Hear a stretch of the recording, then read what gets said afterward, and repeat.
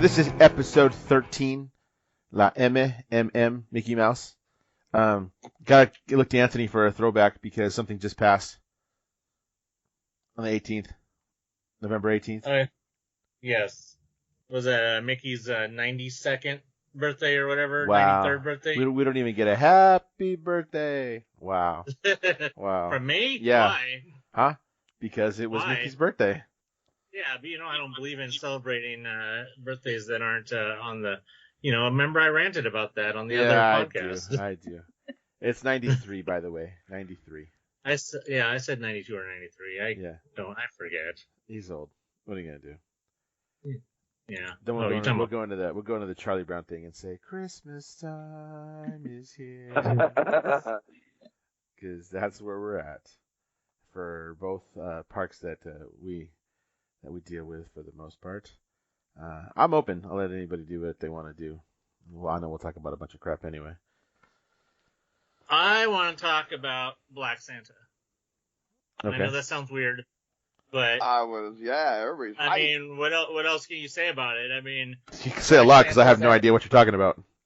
He looks pretty cool. Disney and Walt Disney World have introduced Black Santas for the first time in their history. Like Santa Claus. All right. It was all over the media yesterday. Yeah. Apparently, I didn't see it. Okay. Media. I was at Disneyland. I didn't see it. Yeah. Too cool Well, for us. you didn't see the news, or you didn't see Black Santa? Neither. I saw neither. So when you guys are at the parks, keep an eye out for that. I don't know if he's only at Disneyland or if he's at DCA or if there's both.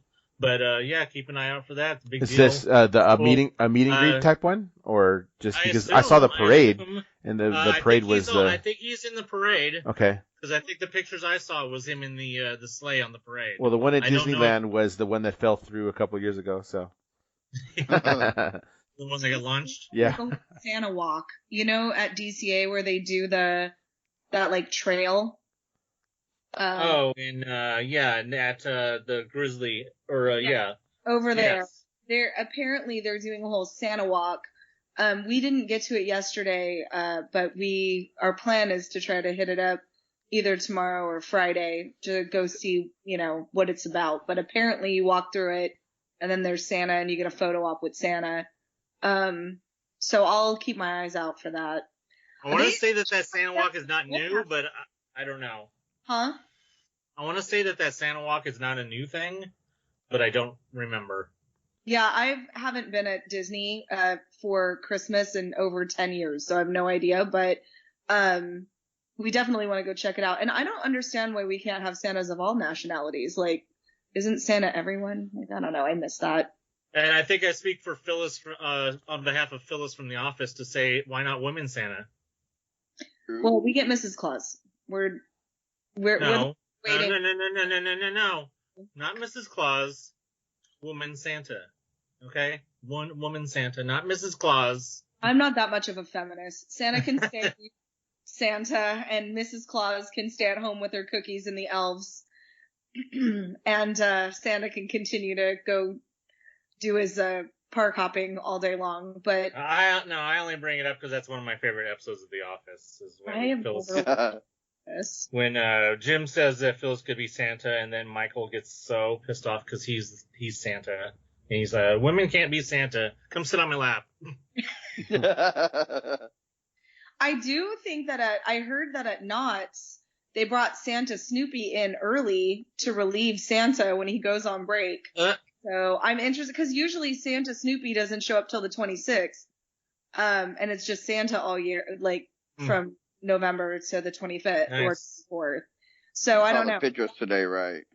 Yeah, I think that'll be great. I like Snoopy Santa. I think he's fun. I think he's better than Santa there. Well, I mean, that's... Yeah, so keep an eye out for that to see if... I'm interested to know if Black Santa's only in the parade or if he also does the meet and greet at DCA or like you said, on the trail. Because he's not at the store anymore. Now he's on the trail only, right? I don't think he's been in the store for quite a while. He's been there. What? What's that, Dan? I don't think he's been in the store for quite a while. Since they moved him to the trail, right? Right. Yeah, he's always been at the trail. He hasn't always been at the trail. That's only been since 1 year. He was in Elias and Company before. In the right. that very the actual Elias and Company store at the very end, closest to the tree. Right. That must have been a logistical mess, though, to have Santa. It was. Long lines. You know what? And popcorn bucket lines. You know how long the lines for? You know how long the lines for Mickey you get when he just stands right there, right? Well, I mean, yeah, the lines for Santa, then they have to have them go the other way because they can't have the line go towards the tree, so they have to have the line go back down towards the DCA entrance, and it's just a mess. But yeah, no, that's good. I'm glad that when they moved him to over there to the trail. Do you remember I think that's only been 1 year. Do you remember the short period of time that DCA was open late? They were open like 11 o'clock, 12 o'clock it wasn't that long, but they were. Maybe until 11. Maybe 2010s or something like that. Very early, 2010, 29, 2009. I didn't have my pass at that time. Well, I have a picture with that Santa and one of the elves, and I literally just walked in. It must have been close to closing time, and I just walked in, and Santa was just chilling on his chair. So I walked in and said, "Hey, it's Santa. Hey, Santa, can I get a picture?" And they're like, "Yeah, of course." There's no one in line. It was 11 o'clock at night. So I got it with her and his one of his Black elves, though. We had black elves at the time. With black elves. There was even a line yesterday for Horace, the character of Horace. That I didn't know the guy's name. Aaron had to tell me. I was like, Horace is cool, like a horse of some kind. Horace Horsecollar, that's his name. Horsecollar, yep. Horace is cool. With him, and I'm like, what an obscure character. But people at Disney will queue for anything. Yeah, like 45 minutes in line for a Toy Story popcorn bucket, like I did last time I went. Yeah, you're talking about the alphabet one? Yeah. Yeah, I think that popcorn bucket is stupid. It's actually super cute. And I think it's stupid, but then I don't like Toy Story. Oh, that's why. And plus I think that it looks stupid. You want to know what I want? I want the freaking Frozen one that's coming to Tokyo Disneyland. Oh, that shit is sick. You saw that one, Michael? You know you want the alien one with any color pajamas they put on it. I'm not a Frozen fan, but that bucket style was sick. I want the green tree. I wish they would bring back the green tree so that way somebody can get it for me. Oh, it's what gold? about the gold one? That's from Japan. It's coming from Hong Kong. Yeah, do you like that one? Yeah, no, I don't like that one either. I only partially liked the white one. I really just want the green one. Yeah. You'll have to find an eBayer for that one, I'm sure. Well, they'll bring it back eventually. They cycle through the colors. I'm sure you know a guy. They cycle through the colors. I don't know. If you're talking, what guy? No. Yeah, we don't mention that. I don't want to do that much editing. Anyway. We went so yesterday, we just popped into DCA for a little bit before our lunch reservation. So for like an hour, we were at DCA, and the lines for the food festival thing are so incredibly out of control long. We happened to get like right before the line exploded, and we didn't get any food. We just got 2 of these drinks that everybody raved about. They tasted like fruit juice. I'm sure everybody loved them, but it was all right. Where was that from? At DCA, one of the food carts. It's the one that has the pork belly food. I don't know the name of that cart, but it has this very long tropical name that nobody can pronounce. I was just like, can you give me? That's part of the Festival of Holidays. Yeah, the Festival of Holidays. That's what it is. Or Festival of Fatness. We had one of the foods, we had like the pot roast sandwich. It was really good. And then we had at the same booth, we had like an open face turkey thing. It was disgusting. It tasted like it was on a piece of bread. So I think the food there is super hit or miss.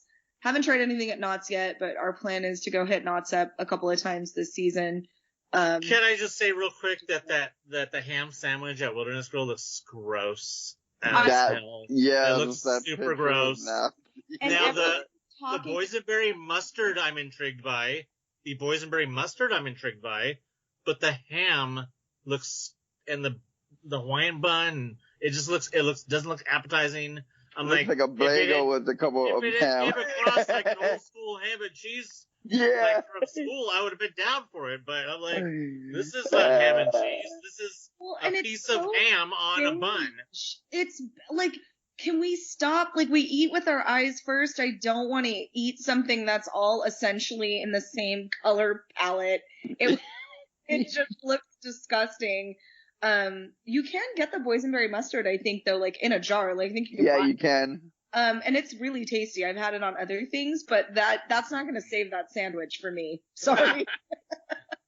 Neither and is the the Hawaiian bread. milkshake.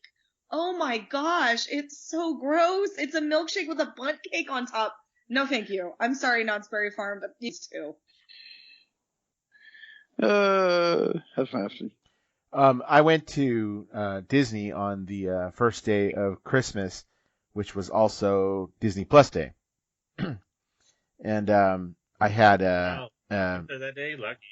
Yeah, well, I had reservations anyway for that day, and then they announced it was Disney you Plus would Day have had to have Christmas. had reservations anyway that yeah, day. That was Because by the time they announced it, that day had been long gone. Yeah, and we just got it because we were like, here's an open day in November, so we took it. But then they opened the dates a couple of days ago, and then that day was open. Yeah, what? So they opened the date earlier that week because that's what they've been doing. They've been opening days like during the week. Of? So yeah. So you've been people I have knew been able that to catch all up. of November and December had been gone since well in October because my mom was looking for dates in those months and she had to go all the way to January. Yeah, well, off air we'll kind of share with you how they're doing it, because I'm about ready to try it too, and because I know a lot of people that have done it and been successful getting something that they want, at least to get a couple of days in the park. But I got there that day and I actually ran into I spent the day with Diggs. I ran into him in the parking lot, so we hung out. But they literally had the blue carpet rolled out, and the blue carpet took up the whole area of the entrance. Like as soon as you stepped in the gate, all the way to the areas where the plaque is. So that whole big old thing, and it was like legit carpet, man. You couldn't see the seams. You could tell the seams were heat pressed together, like did you in your house. And it was just like, man, this is pretty crazy. It made the area look wide. That was pretty cool. We got some buttons, of course, but I guess during the day, I think they were doing that in the morning. By the time we got there, we didn't get a hat. I saw people with hats, but they weren't there by the time we got there. But I did see a few people with them, and I had wondered about that. But it must have been earlier in the day because they didn't have anything over there. There were still plenty of buttons though. They were just, how they do the buckets behind when they scan you and they have the buckets there. So got a couple buttons. All the kids got buttons, and then all the kids got their lights because I've spoken about this before, but my daughter collects the light necklaces. So we got the new ones, which are the bulbs. They look like candy canes, so they alternate red and white on the necklace, and then they have little imprints of Mickey's head on them, and then they do the usual like stay on, flicker, things like that. So they're pretty cute. We got that. The Disney Plus Day stuff really was. Yeah, and you're not going to Marius Nights, are you? I'm not going to Marius Nights, no. So she must be pretty disappointed she's not going to get that necklace. No, You've not seen really. Pictures of it, right? I've seen pictures of it. Oh, because the necklace for that has the lights. Yeah. No, it doesn't care. Just gets the new strand every year. But we have them with the candy canes the peppermints from last year and the bells from the year before that, and all the different ones they've just had the last, 5 or 6 years. So quite a number. When you talk to me of bells, I'm still mad I didn't get that cup. Oh yeah. So she got that. The Disney Plus Day stuff really was some photo ops. The big news was all the stuff that was dropped on Disney Plus, but the only photo op I really wanted was Grogu. So we all did that one. They did it at the entrance to Galaxy's Edge in the middle entrance that's over by Big Thunder Mountain. So oh yeah, I saw your picture. Yeah, I saw what was done to it too. Cute photo op. I thought that was really a cute one. Maybe a 15-minute wait. It wasn't that crazy. They just wanted you to show them that you had Disney Plus on your phone, which everybody knew like no one's really gonna look at this. So showed them real quick. They took the picture. Those were complimentary photos. Nice. I was gonna try to do the one with K2SO over by the launch bay, but we decided to go over and get to DCA and get the popcorn bucket. So they had a K2SO. They had a K2SO. I would have rather done that. And C3PO. It was in the plans. It just didn't work out, like timing wise. It was pretty busy, as you can imagine, being the first day of Christmas. Everybody jumped on that. What we wanted to do was see the parade. I got into the park maybe about 4:30, and the parade is at 5:30. The second parade is at 5:30. we went all the way back by Small World, and we ended up on the that little pavilion right there. We ended up having to find a space to stand on that pavilion because it was so packed. I mean, first day of the parade, everybody wants to see it at night, so it was just packed. As far as that's vloggers concerned. and YouTubers. Oh man, I saw them all over the place. But they had the characters were out. They had and I think I sent you guys a video of Pooh and Eeyore and Tigger.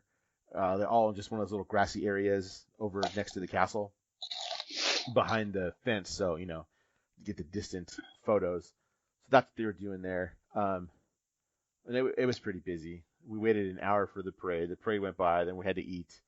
And then said, well, let's get on a couple rides because the kids wanted to get on some rides. So they did. And then I was like, well, I kind of really want to get the popcorn bucket because my son, Anthony doesn't like Toy Story, but my son is a huge Toy Story fan. So he didn't even know about it. And I was like, you know what? I would like to get him that to kind of surprise him. Like this is what we've got. He wanted popcorn. Should have wrapped it up for Christmas. No, because he likes to display that stuff. He has a few things like, first of all, I can't even tell you how many Woodies he has. He has different ones. He knows the variances in the dolls. Like he knows his stuff, man. He doesn't play when it comes to that. Did you give him the root beer boot one? The what? The root beer float boot? Yeah, he has. We have that. Oh, okay. The one from Golden Horseshoe. Yeah, we have that. Yeah, he has that in his room. Anytime something like that comes out, I try to get it for him. So they're good sports about stuff because they know we don't have to do anything because we're going back next week still. So my brother took him shopping somewhere just because I knew he didn't want to stand in line. But then he wanted to come back, so he came up with me. By that time, I was towards the front of the line, and he's like, "Wait, is that a Toy Story popcorn bucket?" I was like, "Yeah." And then he's like, "Are we getting that?" And I'm like, "Did you think I was going to stand this long in line just for popcorn? Like this, just because I wanted some popcorn?" And he was like, "I love you, Dad." I threw one of those out there. I thought it was pretty funny, so I ended up buying two because why not? Like, I wasn't looking to sell it. I was like, I'll put one in my classroom. So Gina, it's in the classroom. Was that the limit? Yeah, actually it was. The limit was 2. Okay. So I bought my 2. Diggs actually ended up buying one because he thought by that time he was like, I'm here, and it's kind of cute. So he picked one up too. Whatever. He was gonna buy one anyways. He buys everything. Well, he said he wasn't, but that's what it is. I don't really care. Add it to the vault. Yeah. So we got that, and then at that point our night was pretty much done. It was close to 11 o'clock already, and we're like, I pulled the kids as soon as they got out of school, and we left as soon as they got out of school. Damn. So like we'd all had a long day. So they weren't cranky at the end. My son was getting there a little bit, okay. And my daughter was fine.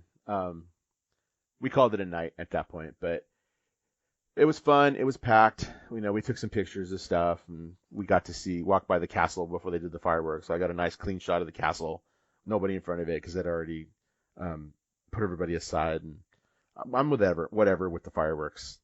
I'll see them when I want to see them, but I don't have to do it every time. The same with the parade. I won't have to do it every time. Although I do enjoy that parade. I don't have to do it every time. So until they change it, right?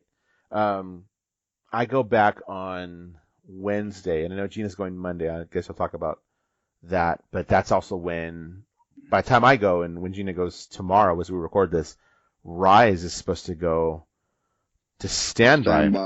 Yeah. So I've got an interesting story about that, and I knew that it was coming. So on the 15th, my sister and our best friend and myself, we took a girls' day and we went to Disneyland. And we only did Disneyland. We had one day because they were single-day tickets for them. I said, okay. I had my phone. We had kind of planned before because, you can't really go to Disney anymore and not have a plan if you only have one day. So they were like, we really want to ride that new ride. And I was like, oh, no pressure. Okay, I'll try to get a supporting group. So I got us a boarding group. It was great. Wasn't too far. Like, it was a decent boarding group, but Rise has been having some issues and they have not been boarding right away in the morning. We get there, we're doing our thing, we're having a great time. And they call us, and the ride had been up and down all morning. So when they call us, we make our way back over there. I had never waited in a line that long for Rise of the Resistance ever. And I have been on it a few times. Like, I've managed to get boarding passes every time we wanted to go to Disney in the morning. So I've been on it a few times, and usually the wait when they call you, maybe 20 minutes, maybe 25. We waited an hour.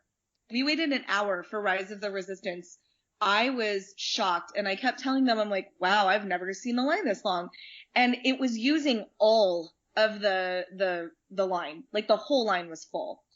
And I kept thinking, I wonder why they're calling us like this. Like, this is really, I've never seen this before. So it was super packed. We get on it. My sister and her friend had, like, they thought it was the best ride there. And so we had a great time, and that was it. And I'm wondering if they didn't do that because they were testing wait times, how many boarding groups they can call, how many people they could push through lines at different times. So I wonder if that wasn't, like, planned. I mean, it couldn't be. It could be they just had an off day, but I don't know. It just seems coincidental, I guess. They've been having pre-show glitches sometimes. Well, it was running that day. I'll tell you, it felt like it was running a little slow. Like, it felt like it took a minute for the hologram to come up. And then when Ray gets finished saying her piece, it took a couple of beats before the door opened. Yeah, and glitches and delays.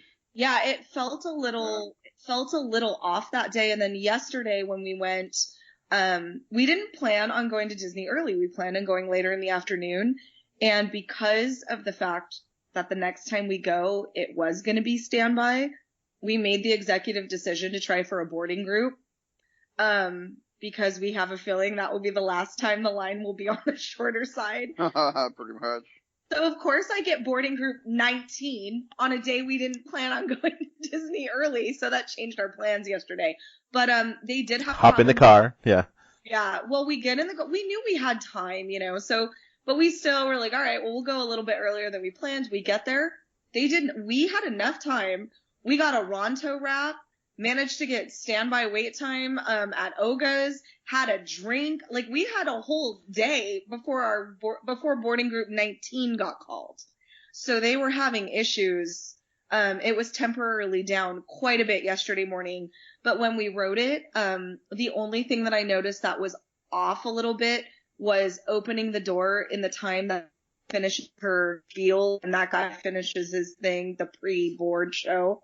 The first one, and then you walk out to get to your ships being attacked. The door took a minute. So they're not skipping that first pre-show anymore? No, they haven't in in a a long time. Letting it fly, and the pre-show standby is getting slower. You gotta wait for it. Well, I hadn't heard otherwise, so. No, you guys hadn't mentioned that, so I have no idea. I had no idea. Yeah, even the last time, it's been a while since I've been there, and it was the same thing. And yeah, like I said, you're glitching. My friend, he works at the store right there by the exit, and they had to have them block the exit and use them to close the store and just have one cast member while they were just watching the entrance because people kept coming because the app said, "Hey, your time's due," even though the ride was down. So, are they bringing the Electric Light Parade back to DCA or to Disneyland? Because it was at Disneyland, then they moved it to DCA. Then they got rid of it altogether. Well, I don't know because they have World of Color coming back, so. And Fantasmic is coming back, right? Well, Fantasmic wouldn't affect the electrical parade. Yeah, they've had simultaneously parades. Yeah, they've had simultaneous parades in Fantasmic before, but you can't have electrical parade and World of Color be simultaneous because they go. It goes simultaneously in the right same through areas. Right, exactly. So I was trying to think. I've never seen World of Color. I think my pass is lapsed before World of Color or just as World of Color had come out. So, like, I'm not really one for parades, and I don't really do the shows. Like the Fantasmic or the fireworks, like those things don't really interest me all that much. Probably because I'm 5'1" and it's impossible for me to see over people. So unless then you're probably not gonna like World of Color then, because Fantasmic is way better than World of Color. If Fantasmic is way better than World of Color, and if you don't like Fantasmic, then you're not gonna like World of Color. Yeah, I always look at it and think like I would rather spend my time doing other things than waiting for that show. Like that's kind of how I've always looked at it. But I know like some people live for those things, which is great for them. If I could pay, like if they said, hey, for $50, you can have dessert and this awesome seat so you can see, I would pay for it. They do. So I would do that. But It's like, it was 80, but I don't know if it went up to 125. And then, and there's kind of like in the middle, they have like kind of like, you know, actor chairs, tall ones. Mm-hmm. And then they have little tables, and they give you guys like they give you guys lights and all that. And they bring you out desserts during the show. And but you just $125 want to see that show. Yeah. The nighttime, like the Boo Bash and the Merriest Nights, I don't $200 a person want to see those things. Not Disney's demographic for that. So, I mean, cool to whomever is. You know, my philosophy is like, I'll watch a Twitch streamer, but I'm not going to tip them. I'll watch a YouTuber, but I'm not sending them. I'll pay for a Disney pass, but I'm not paying extra for a parade. Like, I have limits. I have limits. But I would, like, if I caught the little ding, ding, ding, ding, ding, ding, ding, ding, whatever that, you know, their like electrical parade thing is, I may stop and watch it, but I don't think I'd wait for it. And you know what? Thank you to the vloggers for those, because I have seen the Merriest Nights parade. I've seen the Merriest Nights fireworks. I've seen the DCA holiday parade. I've seen them all. So thank you to a few of them. But have you seen Light Magic?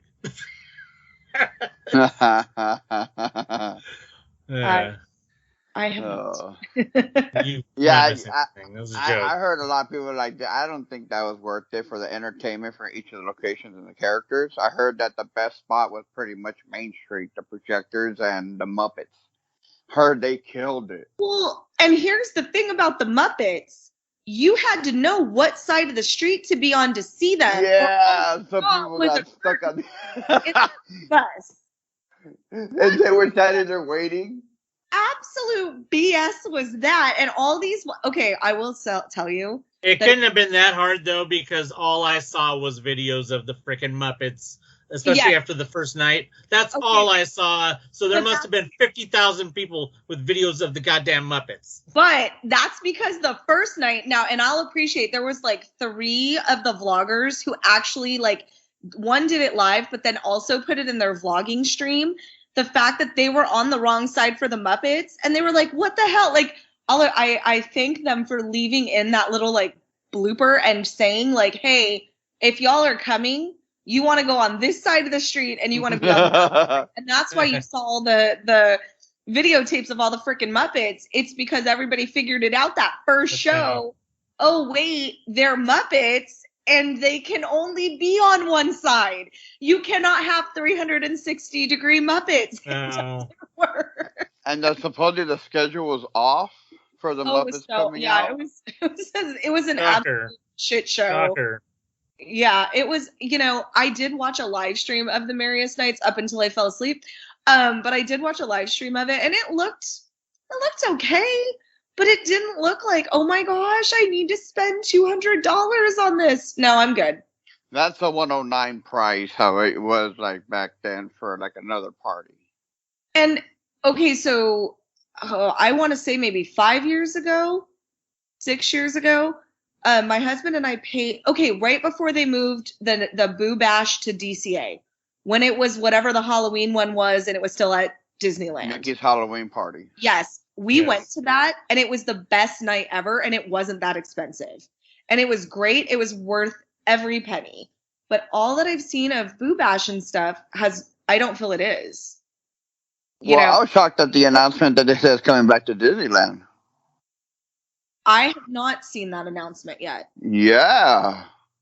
When was that said? Disney Parks blog. When? A day ago? I posted it. A day ago. So it was part of the Destination D23 announcements too, or? Yeah, that is. Because I didn't see that. All I saw was the parades and the Magic Band and that stuff. All I saw was that. I didn't see that. It must have been buried. Yeah, I gotta check it out, but yeah, I Well, saw yeah, that. I that's was what like, they whoa. need to do. That's what too many people were complaining about it being at DCA. You were You you were did. paying you were paid you're paying more money for less things. No, Yeah. I don't think so, because you're not getting the fireworks at the castle. Was there even a parade? Yes, and it But it was couldn't have been. It was the same March. parade. It was the same parade. It wasn't Disneyland in the first place. It was Well, all right, but the it had basically Boo Bash was you ran around and did trails. You tried for a couple of they had some specialty foods. There was the one Villains Grove, which by the way was like, ooh, look, it's a light show, yay! Like, okay, I'm paying $100 and something for a light show. Pretty much. Okay. And there was some different meet and greets. All right, that's fine. Meet and greets or whatever. Cool. And then that was it. And And no it wasn't a watercolor lot show. of time. Yeah, no World of Color, no fireworks, one marginally decent parade. It was not phenomenal. It was all right. So yeah, it wasn't all that great. And then Merriest Nights, similar concept. Similar concept. You got the Muppets caroling. Cool. I like the Muppets. Don't get me wrong. They're my favorite. But I don't want to pay $200 just to see Kermit and Miss Piggy singing on an omnibus. You got another parade. You got Snope, which by the way you can get now without paying extra money. Pretty And much. yeah, you got a couple of meet and greets that were okay. They were okay. Yeah, then, they weren't like real rare. No, you got a rave where Buzz danced in Tomorrowland. Fun. And then, I mean, that was kind of it, right? Like that was. Heard the DJ got down, and I'm very picky at Disney DJs. Yeah, and there was some like food options that you couldn't get anywhere else. But I mean, Disney, it's salt or it's sugar. Pick one. I mean, that's it. You're either eating food that's savory or you're eating food that's sugary. But a special cupcake is not worth $200. No. In my opinion, it's not worth $200. It's not. And the funny thing was is that the longest lines and all the nonsense was in launch bay for the merch. Yeah. You know what I did enjoy though? We went to Oga's yesterday. We managed to like just keep hitting the button until finally we got in because you know the standby line is always full, but if you sit there and click the button long enough, you can get in. My husband's really good at getting like those, and they still are doing the Life Day specials, and they had a special bao bun at Oga's, and they had a special mule. If you like mules, it was delicious. Now, if you don't like mules, you're not going to like it, but it was really good for Life Day. But the bao bun, they need to keep that on the menu all year long because first off, that's only a special thing. The bao bun was only for Life Day. Yeah, it's only for Life Day. And I gotta tell you, that Oga's Obsession tastes like sugar on top of sugar with soggy Pop Rocks. It's disgusting. And the other one, the Batu Bits or whatever it is, it's like a handful of crappy snack mix. Yeah. No. Well, yeah. No. That's been there since day one. Yeah, never bought that.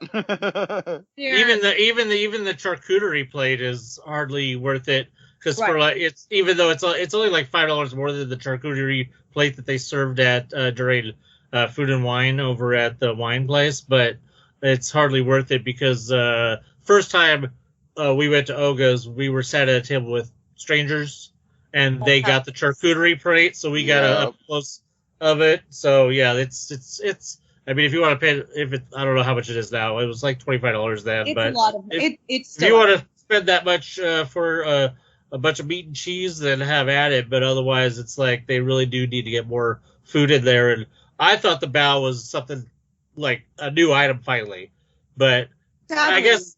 No. The problem is that they don't have a kitchen.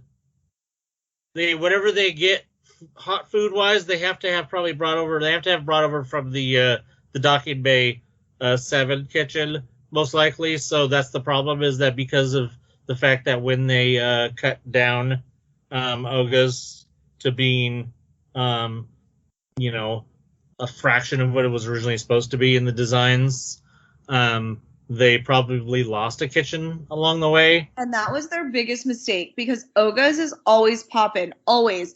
Little kids want to go in and see it. Their parents want to see it. It's just enough of a bar for a parent to be like, yay, I can get a beer.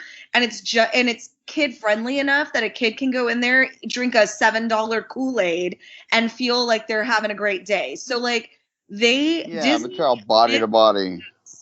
Yeah, Disney missed on Oga's. Like I like the fact that now they mention when my mom went to make a reservation for Oga's for the 9th, I think it is, of January, and it mentions standing room when you make a reservation, and I'm like, I don't remember there being any standing room when we went, and talking about having to stand up. I'm like, what kind of bullshit is that?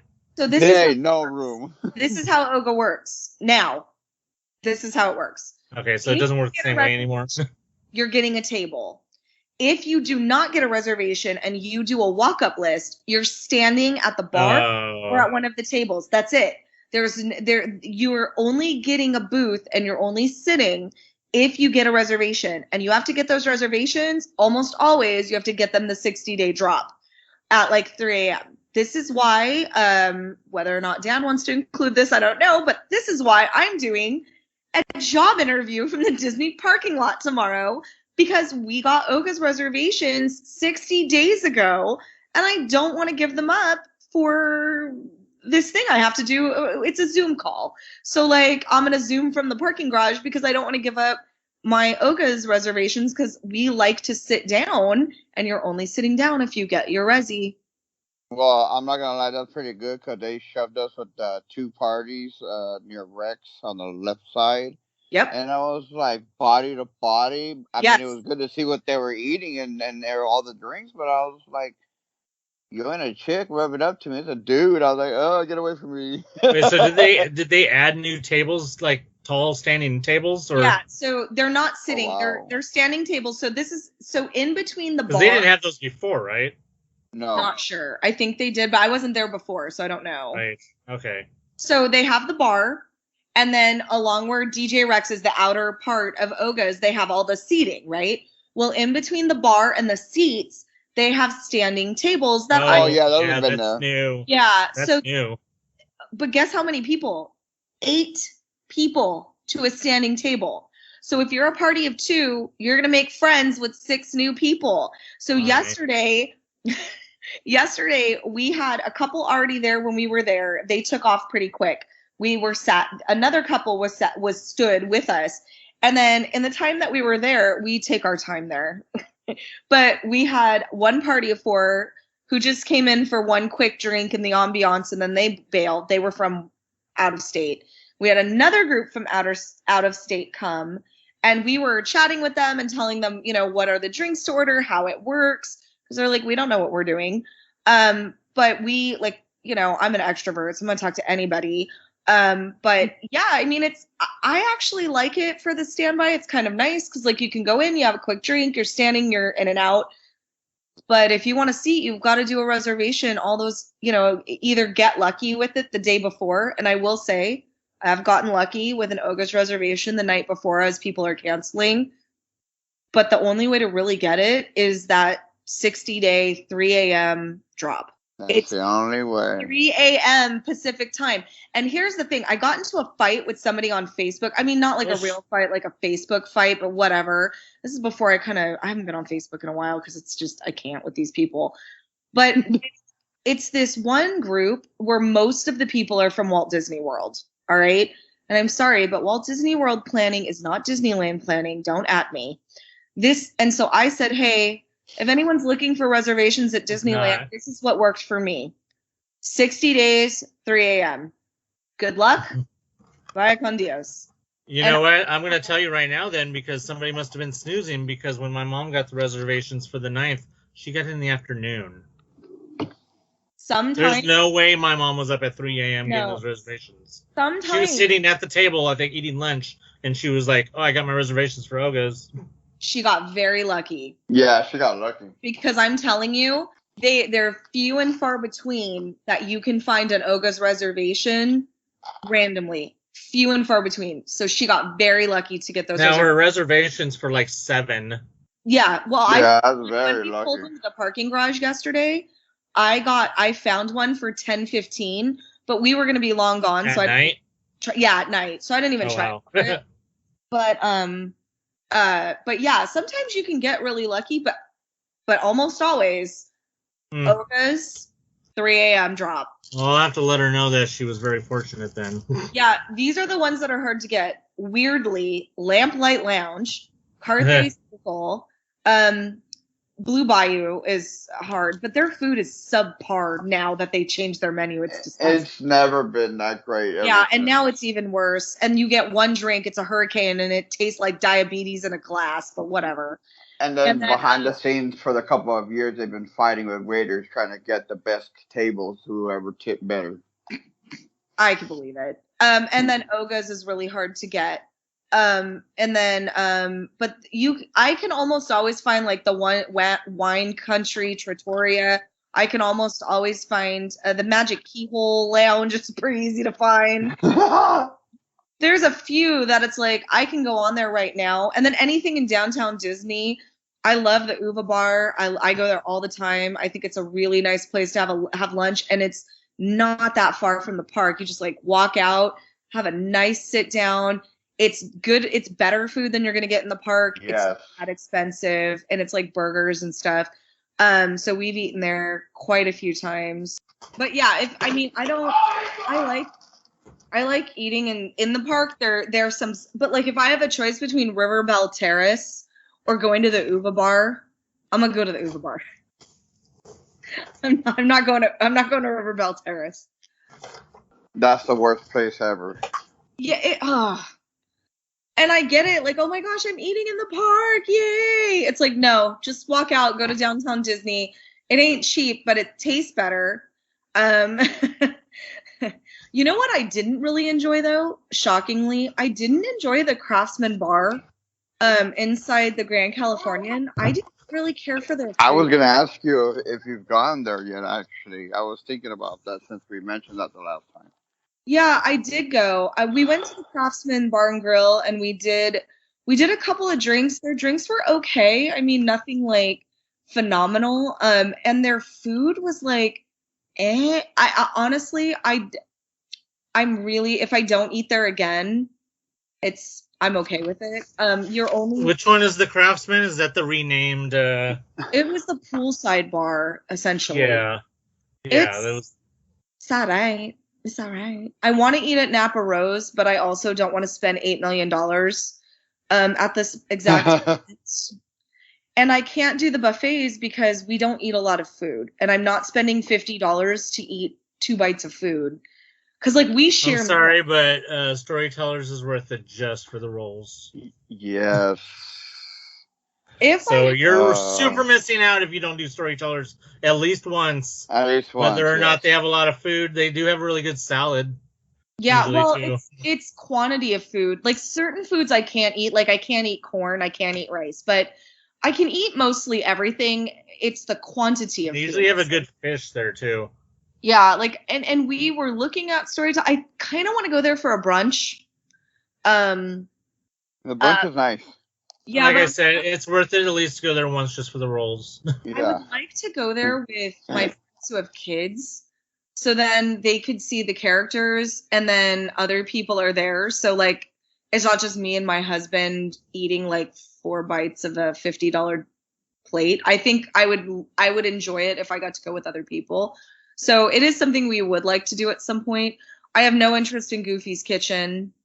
I love Goofy's Kitchen. I don't really like that. The food looked good. I will say the food looked really good. But again, buffets. It's a hit and miss. Food's hit and miss. The characters, each of the characters, out there, they sing and dance.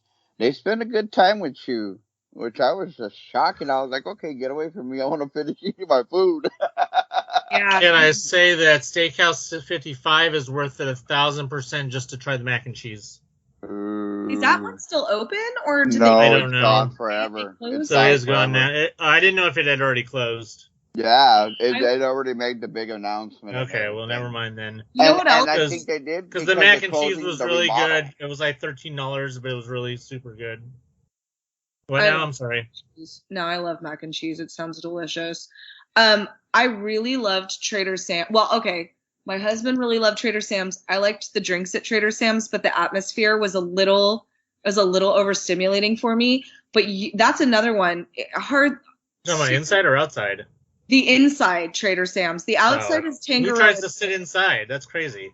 My husband loves to sit inside. He loves it. He loves the craziness and the chaos and the everything. And meanwhile, I was just like sitting there going, I guess if you like going to a bar. Yeah, it was. That's all it is. It's just bar atmosphere. Bar crazy. He loved it. Me, I would prefer sitting outside. Outside. The food wasn't bad. We had a couple of like appetizer-y thingies. They were pretty good. The drinks were spot on because it's a real bar. So you're getting real bar drinks, not Disney pre-portioned. They're good bartenders. Not something made with Powerade. Exactly. So like that's kind of why we like to have lunch outside of Disney. Like we'll go to Uva Bar and stuff, but even Uva Bar, a lot of their stuff is pre-done. So it's Disney-fied. But that's why we like Trader Sam's and Tangaroa Terrace. But he likes to sit inside. Impossible to get reservations to that. They drop them when they feel like it. There's no rivalry to Trader Sam's. But you can go put your name on the wait list. If you're there early, you can wait. Early. But I'm telling you got to wait 2 hours. Just put your name on an hour wait list. It's crazy. But that one was pretty good too. I'm really interested in doing the Festival of the Holidays. We bought one of the lanyards. How much was it? If you are a key holder, they give you $5 off. So I want to say it's a $59. Wow, they finally made it, Michael. They finally made it, Michael. They finally made it. Wow. No. They broke $50 with the sip and savor passes. So get that. They so broke that makes $50. But the prices on the food items are with the key discount, each food item, because there's 8 tastings, you need to get something that's $6.75. Very easily doable. Which is basically the same as it's always been. Which just means that the individual items have gone up dramatically as well. Because when I used to, Michael remembers, I used to I've done the math ever since the very first. Ever since the very first Food and Wine, I've been doing the math on the saver passes. Yep. Yeah. And it's always been somewhere between $6 and $7 per item, and that's what actually no, I think at one point it was about $5 per item. But either way, it was always less. You always ended up being worth it, but only if you got the most expensive items. But as long as you didn't get anything under whatever the price was, you were going to come out on top. But that was when, the passes were $35 and items were like $4 something each and things like that. Michael, do you remember how much the last Sip and Savor was for Food and Wine that was cut off in 2020? I want to say 45, near 50, because I know. But it wasn't 50 yet, though, right? It wasn't quite 50 yet. No, it was in the 40s. I know that. So if it was, let's say it was. So you said it's 59 for the regular one. $59 for. Okay, so let's say that for Food and Wine last year, so a year and a half ago, right when pandemic started, it was $49. Let's just say, if it was or not.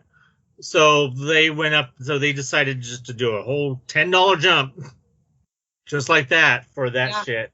So I'm like, wow, that's crazy. And when you couple that with the CFO chick saying we should cut portion sizes because of inflation, honestly, I could see it. And the portion sizes you're getting are definitely tasting portions. Like the one thing we got before we got the lanyard, when it was in the last time we went to DCA, it was the 10th. So it was November 10th, which was 2 days before they officially opened, and they did a soft open of several booths. We got this pot roast sandwich. It was, I'm going to say 4 inches. I'm going to say it was like 4 inches. The roll was 4 inches. The pot roast was good. Like, they definitely gave you quite a bit of meat. And then they put this aioli stuff on it. But it was only 4 inches. And I want to say it was like... That's what she said. I want to say that it was like $13. Like, it ain't cheap. It is not. Disney has figured out they can charge maximum prices for minimal stuff, and everyone will throw their money at them. And they'll complain, like, don't get me wrong, they'll complain there's no reservations. They'll complain that there's no tram. They'll cry in their, soup over it. But the minute Disney goes, look, we have Snope in a tree, they're out there going, give me all the Disney therapy. I'll pay $25 for a sandwich. Like, it's all forgotten the minute Disney has, like, a freaking Disney bauble that they can, like, put on a tree. So, I mean, yeah, I like Disney. I like Knott's. I like going. It's great. But yeah, ever since you could probably trace it if we looked at all the prices and the portions, that since the very first Food and Wine, prices have steadily gone up and the portions have steadily gone down. Because in the first few Food and Wines and Festival of Holidays, the portions weren't terrible. They're decent. I mean, Rebecca and I could split, and we wouldn't, and we could have like maybe three different items from 3 different stations, and split them, and we would be full. Yeah. Now I guarantee that going by what your 4 inches, there's no way we'd be able to split stuff now. So I'm gonna say it now, Michael. I haven't said it. I haven't had to say it because it was always just worth it. They're not worth it anymore. The passes aren't worth it anymore. I mean, it's too late for you, unfortunately, Gina. But Aaron and I, though, remember, thank you for taking one for the team. Aaron and I don't eat as much as everyone else. Our stomachs are super small. So, like, we're post weight loss surgery. So our stomachs are really small. And if, like, we split that sandwich and we were like, tasty, that was delicious, we're good to go. And we were full. So but that doesn't make it worth the money. Yeah, well, the money wise, it's not worth the money. Well, $7. You're saying so $7 for 4 inches? I mean, spicy accountants would probably be extremely offended by that. They're highly offended by that. I think that no, I don't think Disney. Okay, I see you. I don't think Disney is giving. Disney is no longer concerned if you're getting your money's worth. Disney is not, like, that's not what they're concerned about. And I mean, people say what you want, but they've always been capitalist, and they're taking that to new heights post-pandemic. They know that their bread and butter, like, they're trying to make Disney Plus, like, a thing. Like, I always feel like that Mean Girls, like, stop trying to make this a thing. But Disney, the parks are not where Disney's loyalty lies right now. Disney is trying to do all this stuff on the back end, and it feels like they're just placating the people who go to the Disney parks. And again, I haven't been to Disney parks in a very long time. You know whose fault that is? It can be traced back to one person. Because all of that began when he took over as president of Disneyland, and that's Bob Chapek. Oh, yeah, I know. Because it all goes back to when Bob Chapek took over. Because, I mean, obviously I could go on a whole rant about how he ruined Galaxy's Edge. Yes. I could rant for like a whole entire hour about that because of all the revelations about what Galaxy's Edge was supposed to be compared to what it became. And it all traces to him saying, no, we're not going to do it like that now anymore. And basically everything that happens in the parks can be traced back to him saying no for various reasons. And he's the one that's caused things to be cut back. He's the one that's caused entertainment to be canceled. He's the one who's caused all these things to become basically things that were hyped and have opened underwhelming. Down. Avengers Campus, how underwhelming that is, could be blamed for him because it was started under his watch, and now he's in charge of the whole entire company. What do you think's going to happen? It's like, what do you expect? He never cared about Disneyland when he was the president of it. You think he's going to give a shit about it now? Well, Disney World is their focus. All eyes are on Walt Disney World 50th anniversary. But I'm telling you, he screwed that up too. Because I watch a lot of Disney World vloggers. I watch a lot of, I'm on Disney World groups too. Because I would like to visit Disney World, right? I would like to go there. And a lot of people are upset about how things are being handled over there. I think that the pandemic allowed him to truly cut all these corners he wanted to cut. And then, okay, the guy, I got to give this to him though. He's not stupid. He's brilliant. He's been slowly figuring out what the rats will go to the feeder bar over. So like he took everything away and stripped it. And then he goes, all right, well, let's give them a little bit of this. How does that hit? Oh, that didn't do it. Let's try this over here. Oh, that worked. Let's do a little bit over here and a little bit over there.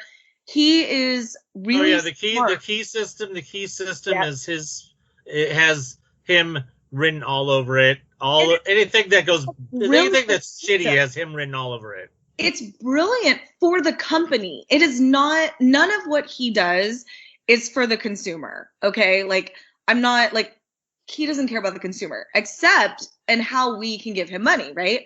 So he's brilliant when it comes to that. And whether or not like, do I like a lot of what he's doing? No, of course not.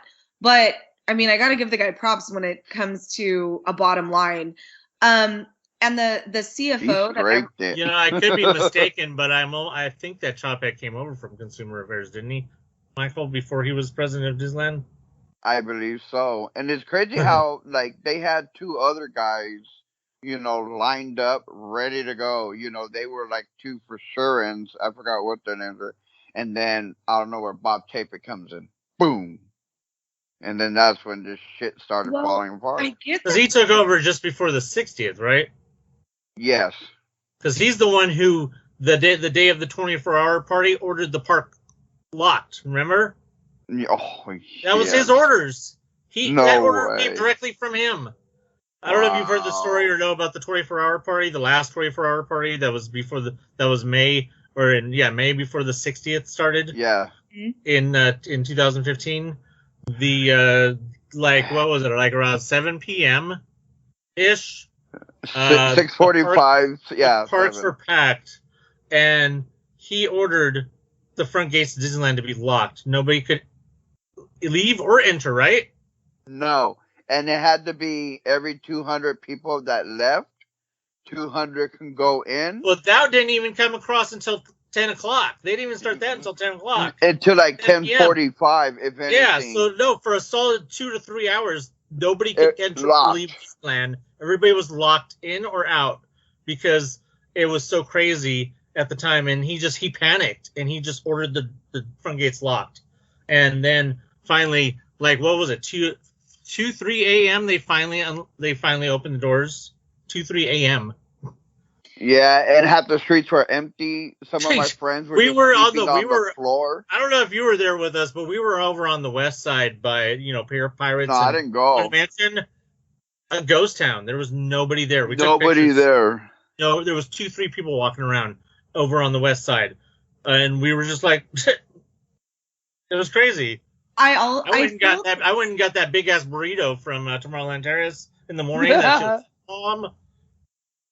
I think that he's been really good lately. Whoa. About figuring out like how to get people whipped up into a frenzy, how to create FOMO, how to create his own like you're definitely missing out. And I've been watching this since the parks have been reopening because I didn't have anything to do and I got I teach economics and so I'm very interested in how companies work and how that happens, and he's been really good since the parks have reopened from a company standpoint about getting people to think they're missing out on something. And in reality, they're not missing out on anything. Like, honestly, they're missing out on a subpar park. I mean, part of the reason why it's so crowded and the lines are pretty long for rides is because there isn't any entertainment. If there's no entertainment, no one's being pulled away from the ride to go do something else. This is the stuff that he's now like starting to like slowly reenter, like get everybody to get back into. He's rehiring entertainment because he's figuring out that as he wants more people to come to the park, that he is going to need to get people away from the rides because the ride wait times were just incredible. Well, just wait till after March when Toontown closes. All the kids are going to be flooded all over Fantasyland. Well, but really, what isn't? Like, I went to Toontown and it was Roger Rabbit's Spin, Gadget's Go Coaster, and that was about it. Well, it's always all it's ever been. Yeah, there's really nothing over there. So I've got to be honest, like, I'm all for a Toontown revamp because it was lame, and it still looked like it did when I went there in 1994. Like, I think they finally realized that it was taking so long on Mickey's Runaway Train. Oh yeah. Right. I think they realized it was taking so long on that, and then they realized that the aesthetic for that was not going to match the aesthetic of Toontown. Did it take them that long to figure that out? Because I could have said that in 3 seconds. We all could have, because Mickey and Minnie's is a 1920s revamp. It has nothing to do with Roger Rabbit, like it's vastly different. It's, to me, I'm like, that they should have figured that out a long time ago. But I'm like, look at Universal. Yeah. So real quick, Bob Chapek started as the marketing director for Buena Vista Home Entertainment. That's why he's so into Disney Plus. Wait, that makes perfect sense. Then he was president of Buena Vista Home Entertainment. Then he was president of distribution for Walt Disney Studios.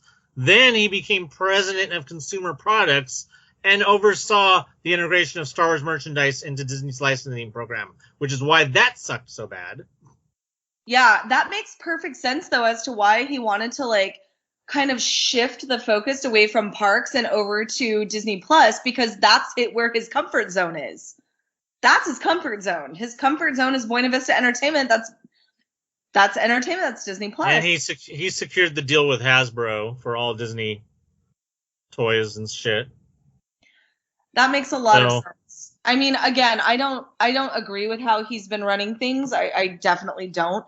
But I can see how he's making the company money. And then during the shutdown, when they sort of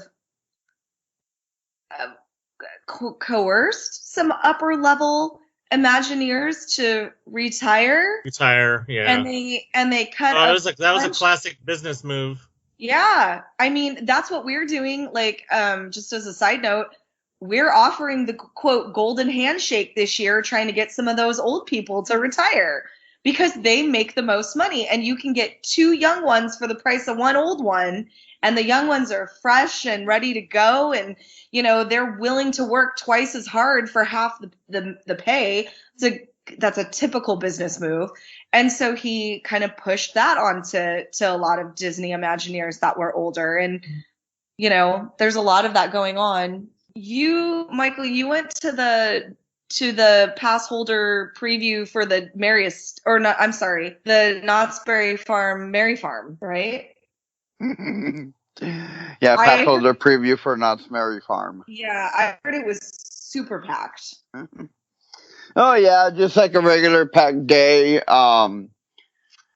Thank goodness, I knew that I wasn't gonna get there on time because, it's only like 4 hours. And I've been there before and I already knew what was coming because it's always packed. They say with limited capacity of pass holders. Well, guess what? There's a shitload of pass holders, and they're like, it was just insane. So I had a member of my group message me and say, "Hey, are you here?" Because I had a meetup later, and I was like, "No, I'm on my way." And he's like, "Well, you better get here. They're already forming a line at 5." And I'm like, "At 5?" And they're like, "Yeah, a lot of pass holders left and went into the line." But yeah, no, like, he was like, "Yeah, people are already lining up at 5 o'clock." And I'm like, "No, I'm good." He's like, "I got like 2 hours to go."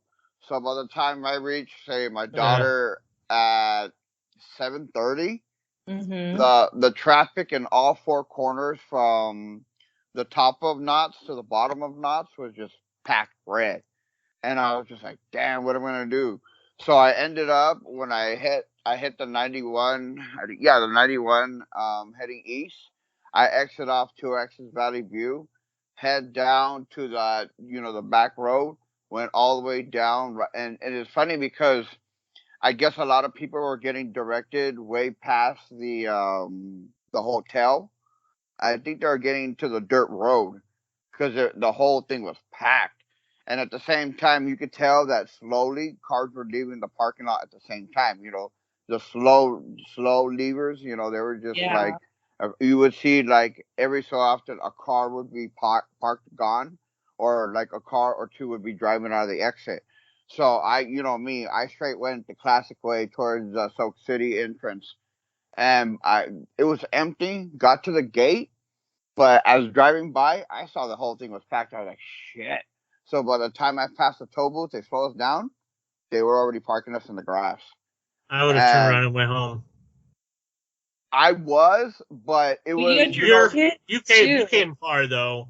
You came far. You kind of obligated to go at that point. It's not like me where I just turn around in 30 minutes back home. But damn. Well, and especially that my daughter didn't have to go to school. My girl was off. And even though my oldest, had to go to school, she's always down to go to Knott's with me. So I was just like, might as well take advantage. 3 hours, and especially I can last that long with my back. That's the only reason why I went, to be honest. But yeah, no, we got it easy because it was just the grass right as soon as the entrance. It wasn't like way to that back because the last time where we parked all the way in that far back corner, all that was full. Everything was just taken. By the time we started walking You're talking towards about off of Western? yep, everything was just. But at the same time, like I said, you can see slowly but people just taking their sweet ass time leaving the park as well. By the time I got in the gates, it was 8 o'clock. Walk in, no lines. It was fine. I knew that I was looking towards Ghost Town. You could tell it was already packed, and I was like, "No, I'm not going there." I end up going to the right. I went to go to the bottle house because I always stopped by. Checked out the merch at the general store. Seen all the good stuff. I went to the center square. The tree was popping those carolers, classic vintage. They were badass. The speaker system was really good. They were just off the hook. It wasn't as crowded by the time I got there. And like there was enough room no matter where you went, but it was loud. Plus, the only thing I noticed that they were having issues at the main stage outside by the Calico is whatever that show is, they had to keep cleaning up the stage. You can see just a bunch of guys bringing out towels or some type of mask and just cleaning the whole stage. The shows were delayed a lot right It must there. have been that one lead singer for that band. No, it's like a caroling Literally, show that Jersey. they had. That's literally. Dan got Jersey. it. Dan Yeah. got that quick. Yep. I got that Um, sent to me by a bunch of people. You see this? Yeah. all food lines are packed. No, I don't care where you went. Even the small, like little pretzel ice by the Montezuma's, that was even packed. Nothing was available and easy to get. Even Panda was like the decentest line to even So get glad food. I didn't go. So glad Yeah. I didn't. I mean, I already knew it going in, but like Montezuma's Revenge, the ride was like less than 5 minutes. A lot of the rides were pretty empty. It wasn't really that bad. The major ones had a little wait. And even still, when it was hardly empty, the Blue Pass was still delaying shit. And, like with Montezuma's Revenge, here's a lady talking because she didn't know that when you get a pass, you go anywhere and then they give you a time and that's the time to come back. So as soon as I guess she was done with the ride, she went there and to get a time. And then I'm like, no, lady, you got it wrong. Like real loud. Everybody's all laughing. Like you're holding this shit up. And then the next train comes. Okay, we're going to let everybody that's there in the line. There's all these kids standing there thinking that they are going to get in. And the lady's just like waiting for people to come in. Nobody's coming on. Then she looks, nothing. Okay, takes her sweet ass time, locks the gates.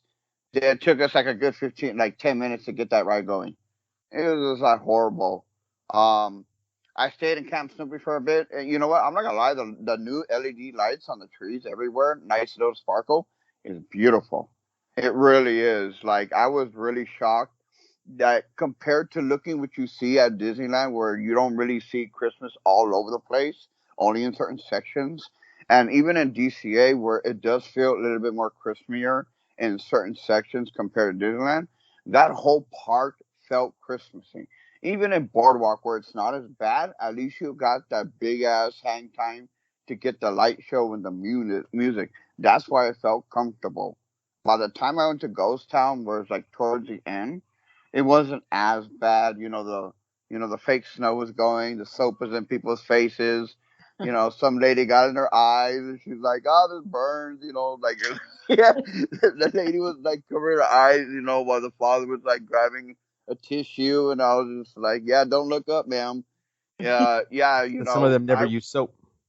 Yeah, yeah. When I walked by, I would say around like 9:30 before my meetup. I just wanted to take a glance, just down all the way, looking down to the school, jam packed. Yeah. I was like, and then you had that lemonade line, the line in the middle. Plus, I guess for some reason, the first time there was a line in the candy store, which I've never seen. Yeah, I don't know what was in there, but they were waiting in line. So I was just like, no. So even the saloon, both doors, lines. And I Wow. was like, yeah. I was like, nah. That's why Heidi stood there. And everybody, even I talked to people, they left. Some of the people in my group were like, after maybe less than an hour, gone. They just didn't want. But see, they're just scared because they're mostly on the ghost town side. If Yeah. you're near the boardwalk, it wasn't bad. Fiesta Village, the mariachis pulled the people there. They were jamming, but they always rock right there. Camp Snoopy wasn't that busy. Um, if you're on the general store towards the Bauhaus and all that area, not fine. The one issue, and they had to bring in security, was the ice show, which was only one at 9:30. Oh, that thing People, was troll yeah, bad. people lined up very early. And right before I got to my group meetup, one of my friends was like, "Hey, where's your wife?" She's like, "Oh, she's in the show." I go, "Well, why aren't you in there?" I got cut off. I was like, just like that. He was like, "Yeah." He's like, supposedly that they still have the COVID limit in the building, or they didn't want to pack it. That was their excuse. Near the front, you know how there was like maybe one or two people waiting, and then all of a sudden you have three or four family members come in. Mm-hmm. There was almost a fight that would happen near the front because they started walking up towards the entrance sign, and they were just like pushing them like, "No, you're not gonna come in now. You're not gonna come in," and a bunch of security rushed it. So yeah, I it mean, was I'm just fine with them if they're still doing some sort of indoor COVID limits, which I don't even know if they have it in Orange County, but anymore. But I mean, if they knew that was going to happen, they needed to have at least 2 or 3 shows. They couldn't just be like, "Oh, one show," because that's stupid. I mean, yeah. I understand the event was for only a couple hours. How long was the show? 4 the show probably was like 15, 20 minutes, if that. Oh yeah, well, And I it's mean, if the it's 15, same 20 show minutes, that there's no they've been putting excuse. on for years. It's Yeah. they revamped the show. It's the same damn Snoopy on Ice that they've done multiple years. I saw it last year right before they shut down Mary Farm, or the Taste of Mary Farm.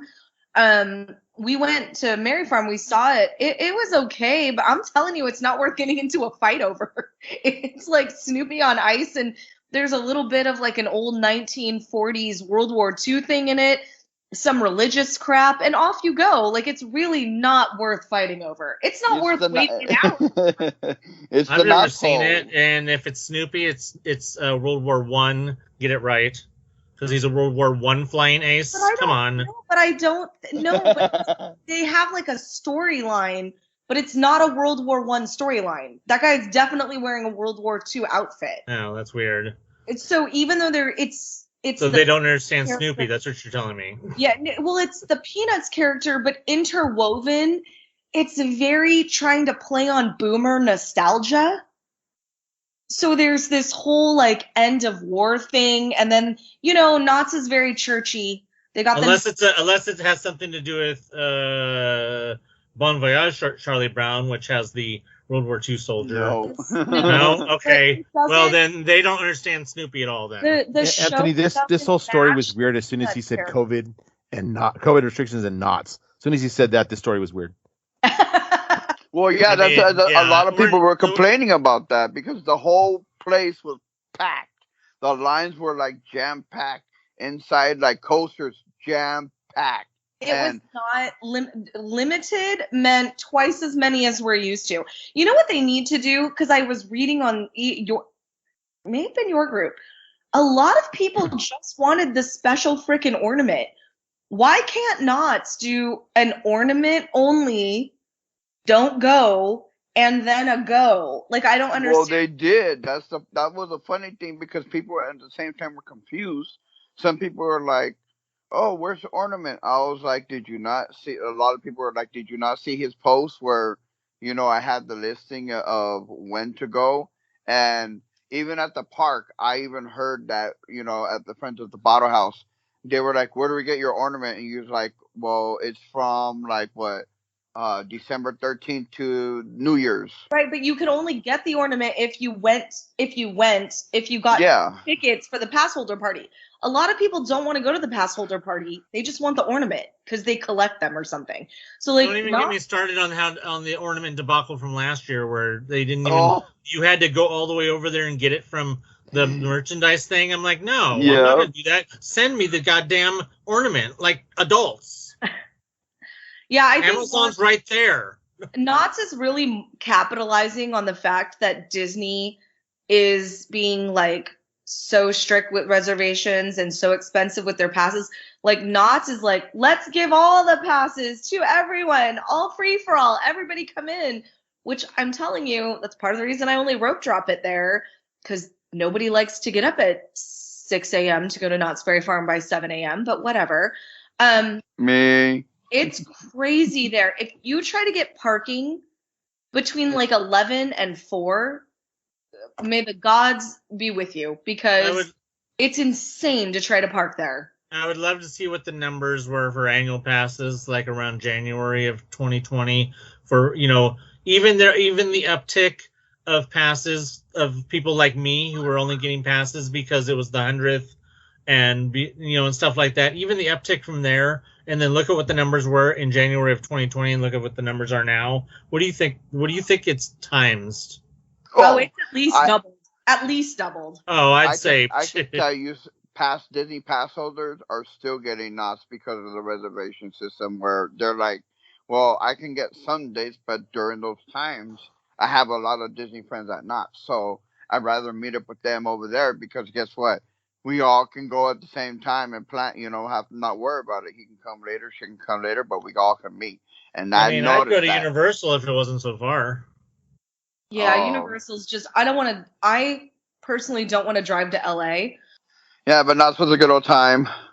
I'm not gonna lie, by the time I would say 10, a lot of people left. It was pretty empty. What time was that? What time was that over? 11? 11. Yeah. Actually, a lot, like, I really, for some reason, liked it because I wanted my barbecue sauce. And so I made sure I found it at the general store. Then, I forgot, I went to another store. No, just to go check the little booths because they were still open. Some were closing. Then, by the time I went to the Geo store, and then my daughter just jacked a rock and gave it to the guy, he straight cut that shit. And I was like, okay. And then my lady's like, well, if that's what you wanted. I didn't even know the price of it. I still forgot to ask my lady. And, yeah, I don't think it was that expensive, and I told her to make sure it was a hollow, not a solid rock, but she ended up picking a solid rock. By the time I did all that, it was probably like 11:30, and there was still people slowly leaving the park. Hey, you don't want to stop people from leaving the park so early? More ice shows. And less fights. You know what is really good this year, though? Fights? Those turkey balls, they were popping. Yeah, too bad. Too bad now they've been replaced by a shitty ham sandwich. No, well, but you can still get them, right? Some ways. The turkey balls came back for the Halloween, the merriest members, but you can get them still. I don't know. Are they still a part of the? Are they part of the I don't know if they're part I of the don't meal know. plan, but they're just part of the They're Merry Nights. so I don't think they have they switched the The side is Brussels sprouts with what's in no or something. yeah, but there was something else too. Wasn't there mashed potatoes or something? Yeah, there was mashed potatoes and gravy. Yeah, and now that's That out. I think they took that off now. that's gone. There's That's what they take off? yeah, they took that off and now it's not cranberry. Did they not understand their demographics? Nobody wants the fucking Brussels sprouts. Yeah, No, they kept their Brussels chick who sprouts. told everybody that they're fat from Disney. They hired her. They're like, we don't need mashed potatoes. You give those fatties some Brussels sprouts. Oh, they replaced them with cashews. Yeah, nobody. What? Roasted cashews. Yeah, What? I kid you not. I mean, Yeah, I would have Brussels if they had sprouts. replaced the Brussels sprouts with cashews. That would have been fine. I No. like cashews, but I mean, what difference does it make if you're giving Brussels sprouts when you're already giving a freaking fried ball of turkey and stuffing? Delicious. So what difference does it make when you're giving a Brussels sprout? Don't try to act like you're being a healthy meal by putting I think Brussels what sprouts they on there. They were just Like, cutting. give me some fucking green beans. Be an adult. I think what they were doing is to make it for the special like foods, they cut the portions down. So they brought the portion up because when we got the portion of the turkey balls for the holiday at the broiler, mashed potatoes, huge servings. I think they cut those down. And Right. what they cut out was the mashed potatoes when they should have cut out the Brussels sprouts and kept the mashed potatoes, quite frankly, but whatever. Well, Yeah, I I know. think it might be because if it's a smaller portion, what are they serving it on? Is it on a plate or is it like on a little dish thing like Disney I don't know. does? Because if that's So- the case, it would be harder to get the mashed potatoes on there. It'll be less messy. Whereas a Brussels sprout is a solid item. I don't know. That could be part of it It's too. like a small round plate. But anyways, yeah.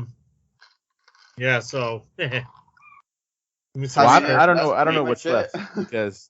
Well, those technical what did you designs think of are- the announcements that dropped? With the hotel and Before you get to that, real quick, I do have one thing that I don't know if any of you guys saw about. It has to do with Small World.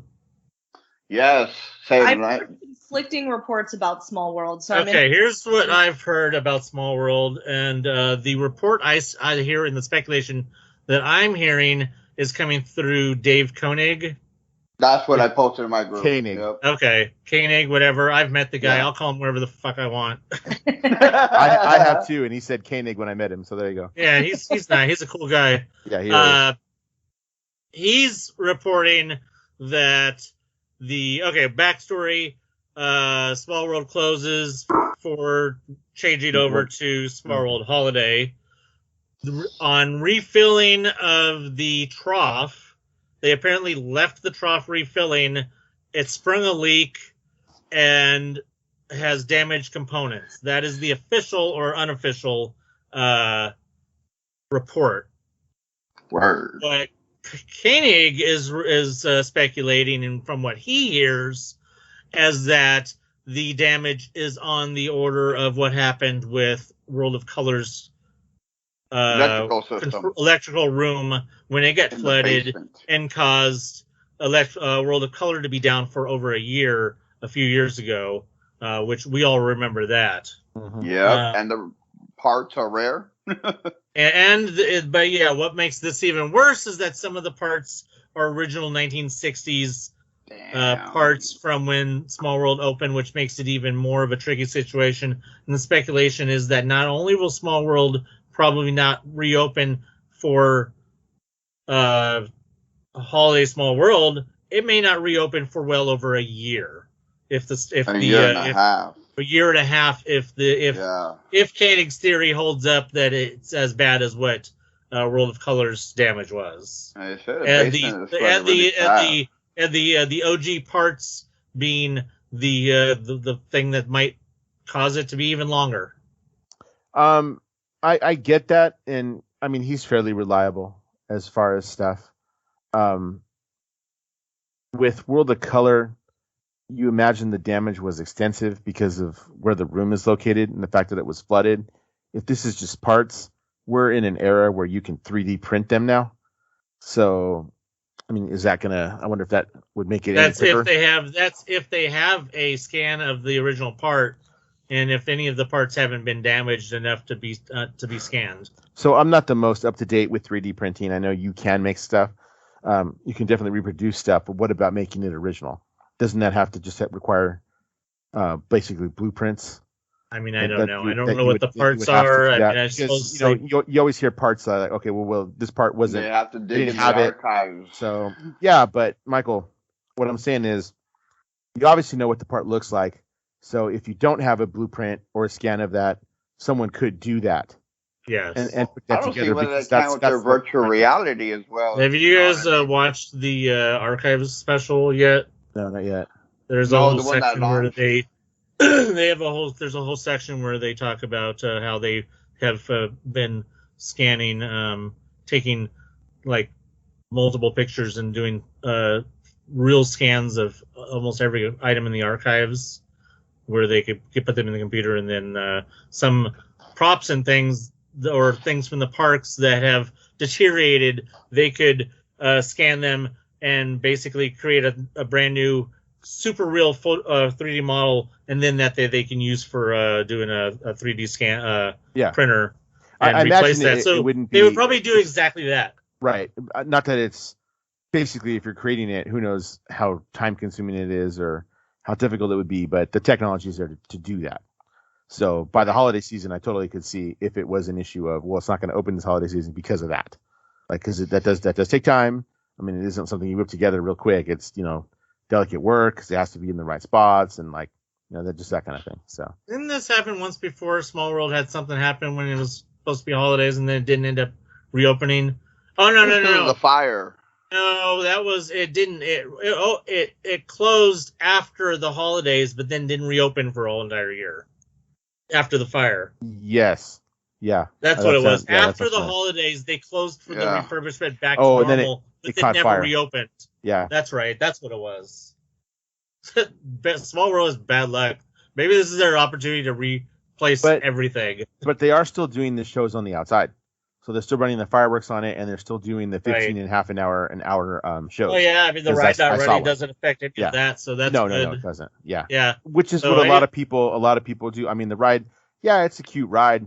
The line does get a little bit longer than normal during the holidays because it is the holiday themed ride. But I mean, if you've been on it before, other than that ride, other than of course the layover, other than adding some of the characters to it a few years ago, there's anything different about it. It's a crowd puller, especially during the nighttime. It's big numbers. Yeah. The problem with losing Small World is that it, and we'll see, you'd have to know whether they're even adjusting, is that it drops attendance. It drops capacity significantly. So closing a ride that has that much people throughput, that drops capacity significantly. Oh, you mean across the park? Well, yeah, across the park. Yeah. It drops the park capacity. Because every time you have a ride closed or anything, something like that closed, it drops the capacity of the park down because you don't have people to be in there. However many hundreds or thousands per hour. Right. So however many hundreds of people that would normally be in line and on the ride are now going to be in the park. So that's going to drop capacity. And we'll see if that's if they're actually going to make accounting for that. Because in theory, it's supposed to drop capacity. But whether they actually do it, since I don't even know, are they they're running at full capacity now. So, right? No, they can't be running at full capacity. I don't think so. Not yet. They're still not allowed to be. No, it has nothing to do with that. There's no restrictions in Orange County. It's just their policy. That's what the whole. They're doing what they want to do. I've heard different people speculate it's somewhere around 80%. It's not. It's more than 50. It's definitely more than 50%. Because it's not like it was in the summertime, but it's not unmanageable. It's close. Well, in theory, if they're running at 80%, they should go down to something like 76, 78%, somewhere between 76 and 77% or something like that, because of Small World being closed, in theory. If you were to do the math, the math is complicated with how capacity works, but without knowing the exact numbers of what Small World does. But it will make a difference on how many people you see around the park if they don't adjust Just capacity. the whole area will be down, and then the fact that you don't have magical map at all, no plans, no nothing, and then Right, March and then comes, let's not Toontown's even gone. That's yeah. it. Then It's let's just not even mention that when Toontown closes, that's also going to affect capacity. So you're going to have that whole north end of the park, which would have had lots of people tables keeping and chairs. lots of people up at the north end of the park that wouldn't normally be anywhere else in the park are now not going to be there because there's not going to be no reason to be there. So those people are all going to be everywhere else. So yeah, if they don't adjust capacity, you're going to notice the park getting busier in the time when Toontown and if Small World stays closed that long. Unless they have what? So it's the only it's something thing to monitor. Let's just put it that way. The station, you think they'll shut down the station or just leave that still open? Toontown Station? There's no reason to shut down. Close it. There's no reason to shut down Toontown Station because it isn't technically in Toontown. Right. They'll just put up a wall on the other side of the railroad tracks. Those walls, Michael, how long were those walls there when they were redoing the planners or whatever it was? Right there anyway. The only thing that you had access to besides the restroom right there was the train, and that was a little bit of that little section they blocked the whole thing off. Yeah, that it was like that anyway, so it really isn't going to do anything. That was a good vaping section for a bit, I can tell you that. One of the things you got to watch out for is that with all I understand the capacity thing, but you really got to take advantage of the fact that everybody wants to watch the parade and wants to watch the fireworks because that is going to pull people. They always do, but being that particular parade, it's going to pull a lot of people away from rides because the ride times went down significantly when You're talking about the parade was going on. No, the Christmas parade. Oh, the Christmas parade itself. Right now. Right now. Oh, yeah. That's going to bring it down. Yeah. So Pirates was at a steady 40 minutes all day, and the minute the parades were starting, it dropped to 20 minutes. That sounds about right. Yeah, we were walking down Main Street to cross over to DCA when people were starting to get ready for the fireworks, a solid 30 minutes before the fireworks. Yeah. And I think I saw a group of people spell out COVID in the crowd because it was just COVID soup in there. Yeah. Oh yeah. Well, it's Rona soup these packed. days. You triple vaxxed and hope for the best. Yeah, the a lot of people probably aren't appreciating the how busy or not busy the parks are right now, are not appreciating the fact that this whole time there has been no parades, no Fantasmic, no have they had fireworks or not even fireworks? So they've had fireworks. Yeah, they've had them for a while now. They've at least had that, but not without parades and without Fantasmic, which always made a big deal on certain areas. You have people that would normally be and then you have the people who would be normally sitting waiting for a parade all freaking day who are now free to walk around and do other things because they're not having to sit and wait for a parade all day. So you have that all going on. So you have a lot of different factors that make it hard to judge the way things are in the parks compared to a normal year where you have all these extracurricular activities going on. But next year, with the return of Fantasmic, with the return of the electrical parade, wherever it may be, with the return of World of Color, that's going to draw, that's going to start bringing things back as far as the way walkways and crowds in certain areas of the parks during certain times of the day. It's going to make a difference. And it will probably start to signal a return to some sort of normalcy at Disneyland. But I don't see any normal probably by 2023 at Disneyland as far as crowds start to be. But summer will be packed like crazy. Well, yeah, summer's always going to be packed. So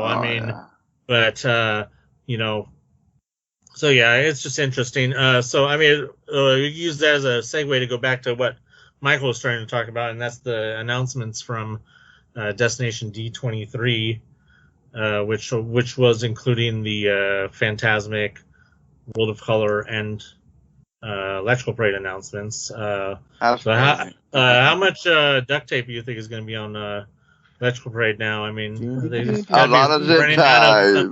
Zip ties and duct tape. They're going to be running out of supply by now. They're going to have to make a run to Ace Hardware. But if somebody wants to talk about magic bands. Wow, I didn't expect that. No. That I did not expect.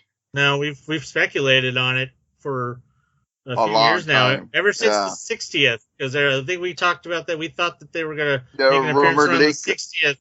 And then, what was it, about a year after the 60th or sometime around the 60th, that one scanner machine started to appear at Space Mountain. And we thought Oh, that yeah.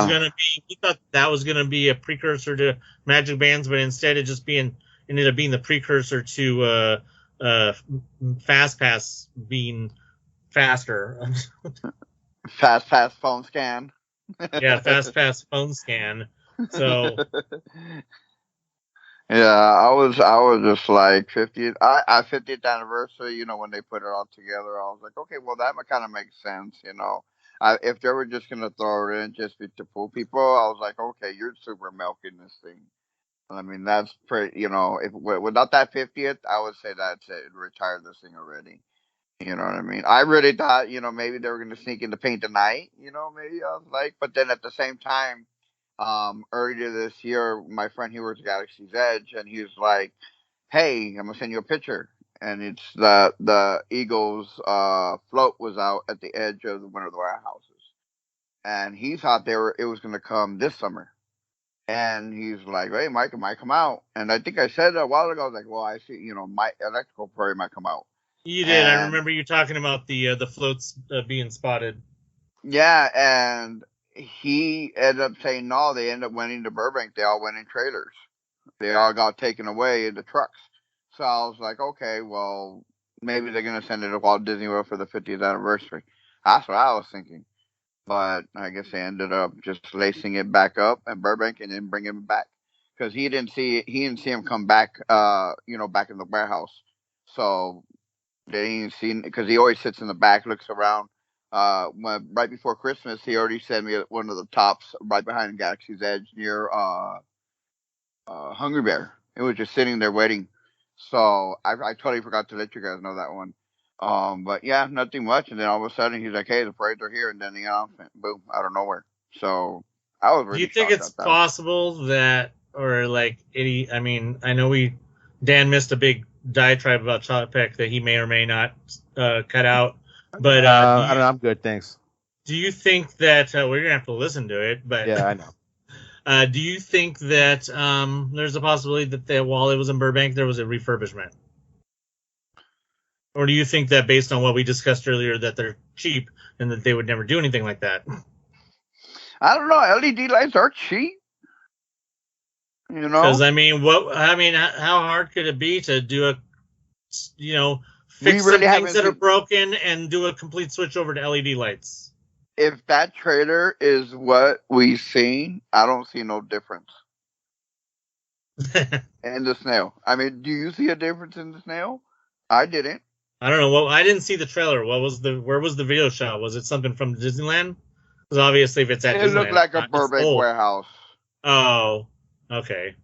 Yeah, it was real dark, and then the snail comes out.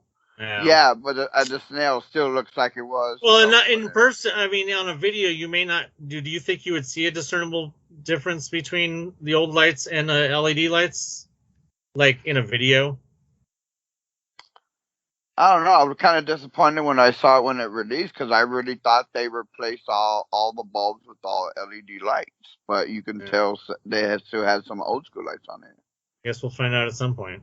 Yeah, I mean, and that's the shocking thing. They didn't show any really reveal, but that trailer, it looked like it was in Burbank. So I was like, okay, so we're just going to have to wait unless they do like a teaser or if they have, the news media show it in advance saying here's the preview of it, or you get the cast member preview videos. That's the only thing we're going to wait because I really don't think they're going to drop anything else. Yeah. And I was shocked with the hotel, even though it's not set to do for, I think it's 2023. With the whole, is it the Disneyland Hotel? Oh, the new tower. Yeah, looks fancy. I didn't see the dates on that. I just saw the concept art and the concept art of the new plaza. It kind of looks a little bit like the Grand in ways. Well, they need to because it's a DVC. Oh. DVC members are used to a certain, the whole point of DVC is that it's for extended stays and it's for like, it's for kind of like, you're not going to get a DVC member at Pop Century. So they had to make it like a higher end because it's a DVC. You know what it is, right? It's a compromise. They didn't get that whole entire hotel that they wanted, which was supposed to be a whole entire DVC hotel. So instead, they're getting a tower. I have a feeling, though, that the city of Anaheim realized something really important, which is they need to see more than they thought. And I have a feeling that Disney is going to get, they're going to get some of what they want from the city of Anaheim now. And I wouldn't be surprised if the city of Anaheim approved some of their expansion measures that they weren't approving before. Yeah, if Chopek still cares about that kind of shit. No, I think he does, because of the fact that it's going to end up, it's going to pull in a bunch more people. But then if he can figure out how to do it so that it will benefit like the new things they want to do with Disney Plus and that kind of thing, because that's what I feel. I feel like he's trying to fund Disney Plus stuff in the movie. And then what he needs to do then is to bring back the Eastern Gateway idea, and then he needs to buy Garden Walk, and then you have Downtown Disney extend all the way from where it is now through the Eastern Gateway and then into Garden Walk is Downtown Disney East. And that's what he needs to do. And then it would be very much like Florida. Yeah. And then they could rename it. Then they could rename it Disney Springs. Aren't they talking about that walkway that they canceled? It was back up again. What walkway? You're talking about the Eastern Gateway? Yeah. Aren't there talks about that again? I don't know. I mean, I haven't heard anything, but I mean, who knows what other websites may have. But I mean, we'll see. I mean, obviously they have their focus on trying to at least do part of their little western end of Downtown Disney thing that they wanted to do. Or they're going to get what we're getting is the compromise from that. Like I said, you're getting the tower instead of a hotel, and you're still going to get your redesign of what used to be the AMC Plaza. Yeah. So that's going to be cool. That at least we're going to finally get the culmination of what was started with all of those places that ended up closing at the end, which is probably why they're putting priority on that, because they know they have all those empty things. Like AMC's been just sitting there all this time, and it's a graveyard on that side. ESPN Zone has been things in and out of it, and things in and out of Rainforest. Is that it's still the Star Wars. It's still the Star Wars. Still there? Okay. Yeah, I was just there a couple weeks ago. But you really is it going to stay? Want that to be there? I mean, they just. I don't know if it's going to stay. That's just well, it's probably going to stay until they close all that shit to start the remodeling. Yeah, it opened during COVID. It opened during COVID to sell the stuff from Galaxy's Edge, which was all brand new and a lot of people hadn't seen. Rise had only been open barely a month. Yeah. For the shutdown. So they were really trying to push all of that. And I don't know, if you've been there, it doesn't even use up all of Rainforest. It only uses up basically the entryway. Yeah, I was super disappointed when you told me that all it did was use the gift shop, and I was like, that's so stupid. They could have easily taken up all of the dining room space. Well, yeah, the theming is cool because it is, a hidden base in the forest, but I went, and actually now I think about it, I bought a shirt last time I went. But it nothing to write home about. On the end there of ESPN Zone, they changed that. It's always an art piece that's back there, some kind of a mural they change out. Mm-hmm. So most recently it was the Haunted Mansion for the 20th anniversary of, because this year's the 20th anniversary of the Nightmare Before Christmas layover. Right. So it was that, but that's a largely dead part of the Downtown Disney. There's a stage set up over there too, so they did bring back live entertainment.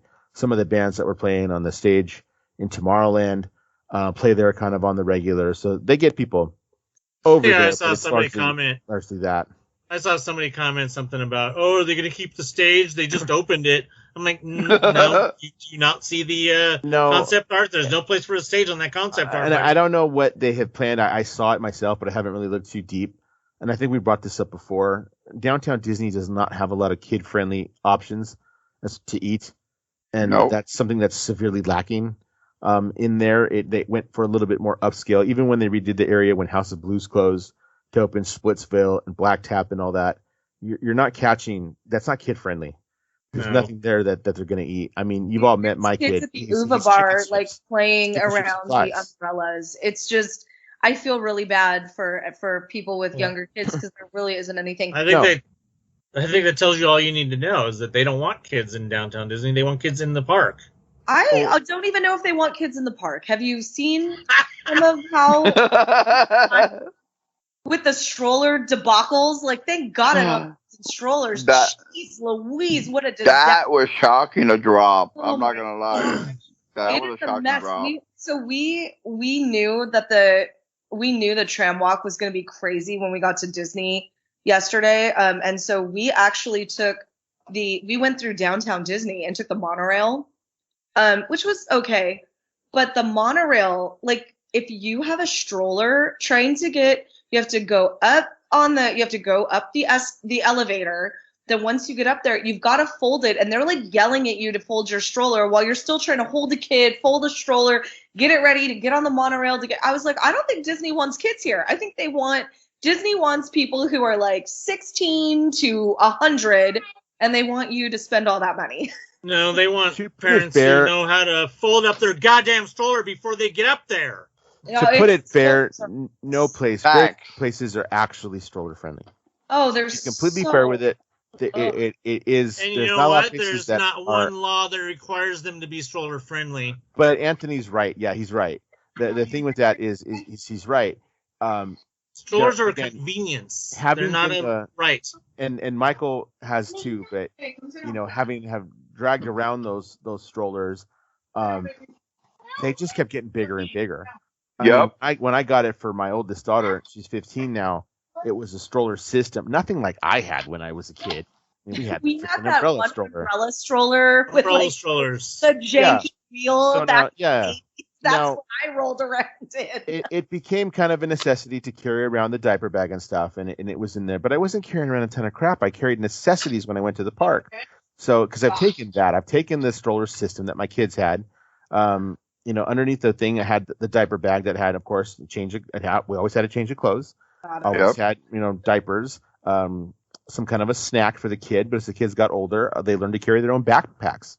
And I had the stroller with me, and I encouraged them to walk. And the extra clothes. We always made sure our stroller was one that folded, and even the older one, after I had my son, the little one, she's 3 years older, she couldn't walk around the whole day, so we had an umbrella stroller, which was smaller, but everything folded up. But these things just kept getting bigger and bigger, and people bringing they're moving in. And it's like Rhythms of America got nothing but strollers taken over. You know whose fault it is? When I almost positive, just because I could tell you a small little story from when I worked at Universal, but I blame for the large strollers is Eddie Bauer. Yeah, and there's and that's no joke. No. A lot of them are Eddie Bauer strollers. Yeah. I think we had a Graco or something, but it's all done by Eddie Bauer. Like, that was the design. Everything is based off that. Yeah, when I worked at Universal I worked there from 97 through 2002, and Michael, do you remember the old stroller check-in at trams where it was just like a bricked off little open section with little dividers? Yes, I worked there one day. And that I think that's about the time when strollers started really getting ridiculous. And big. when I first learned the name Eddie Bauer, other than on the back of like a Suburban, I started seeing it on strollers, and I was like, they started bringing these big ass strollers, and when we got busy on busy days or not busy days, I could take a stroller that was open and easily just put it into a slot, and for you to check in while you got on the tram tour, but.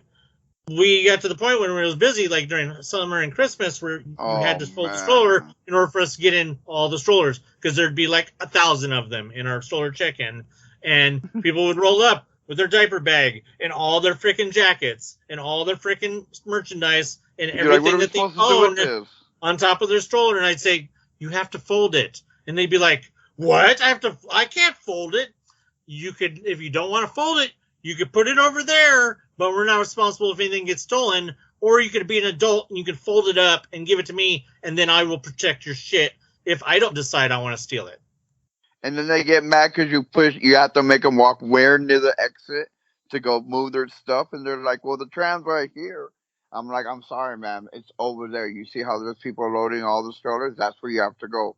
But I want this row right here. And I'm like, oh, just take the stroller over there. Yeah.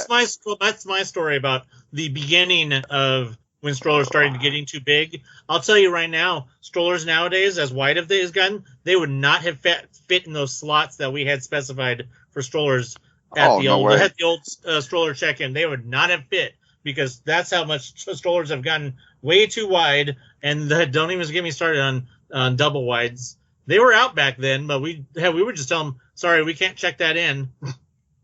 Kings took the cake. It's too big. All right, we're going on a 20-minute rant about strollers. Let's wrap it up.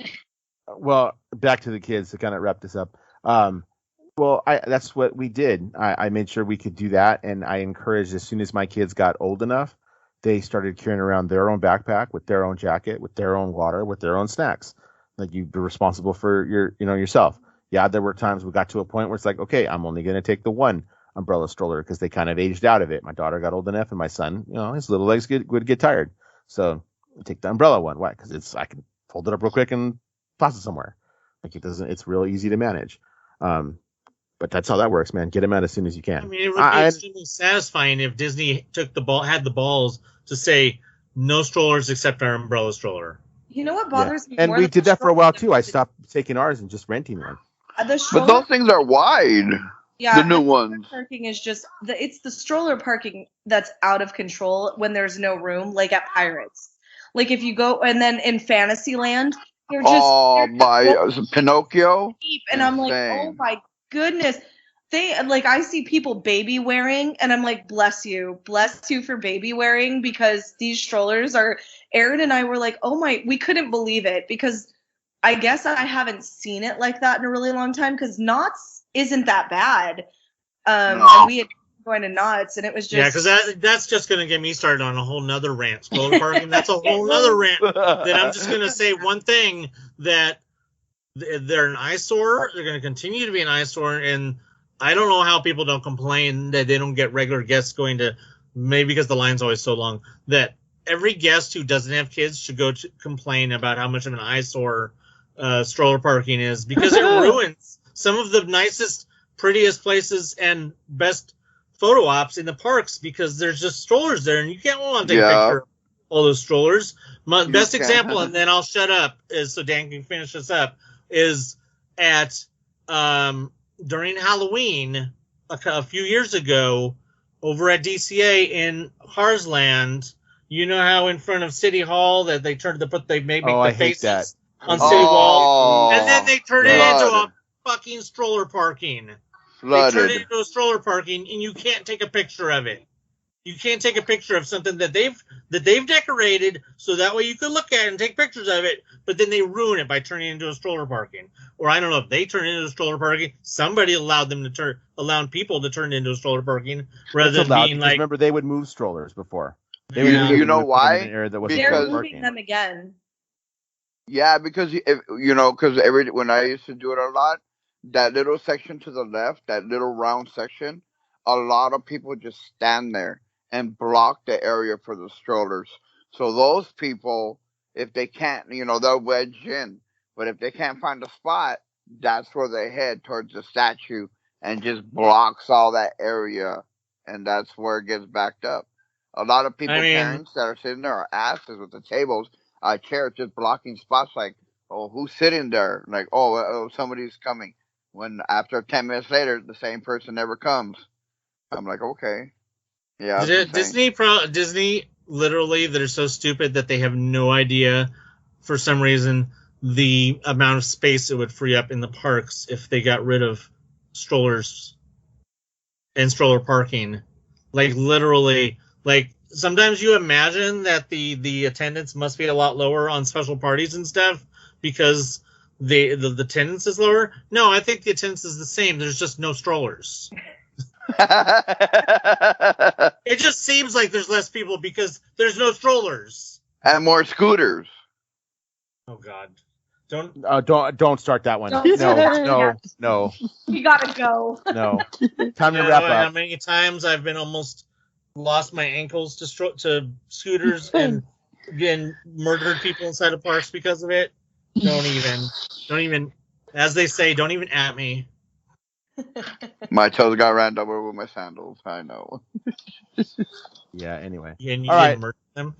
Let's go ahead and wrap this up. I'm sorry this one's going to sound a little choppy and uneven, but we had some technical difficulties. So thanks for sticking around towards the end. We had a lot to talk about. I'm sure we will, because I think a few of us are going to be taking some more trips to the park pretty soon. Plus, I'm sure we'll get some more announcements, and there's now tons of crap to talk about that's just dropped on Disney Plus, including the Jungle Cruise, which I can finally watch. And I'm off to It was really good. It was really good. good. I didn't pay for it, but as soon as it came out, nonstop good. I didn't have no issues. It was good. And like I said, you guys should check out that Archives. Unfortunately, it's only a 1 hour documentary. I really think that they could have turned it into a series. I thought it was a series. No, I thought it was too. It's only a 1 hour documentary. It could have easily have turned it into a series and went more in depth on each different thing that Don Hahn visits, each different place that he visits. But towards the end, when he goes into Walt's office and they start playing some things, don't blame yourselves if you guys get a little bit of some in your eye. Classic. All right. Sounds good. Maybe I'll watch that right now. All right. That's going to do it for us. Super lengthy episode, it looks like. Yeah, Hawkeye on Wednesday. Yeah. I'm going to try to catch Encanto over the weekend. I think I'm going to try to catch Ghostbusters, I think, on Tuesday. And then try to catch Encanto on probably maybe Saturday in the morning before everybody gets to the movie theater. So that's what we got going on. So, anything else? Nope. No, just hopefully go to SeaWorld, maybe the zoo, maybe go to Knott's one more time. All right. We'll see about the beginning of December doing something else. And everybody, I guess, have a happy Thanksgiving, yeah?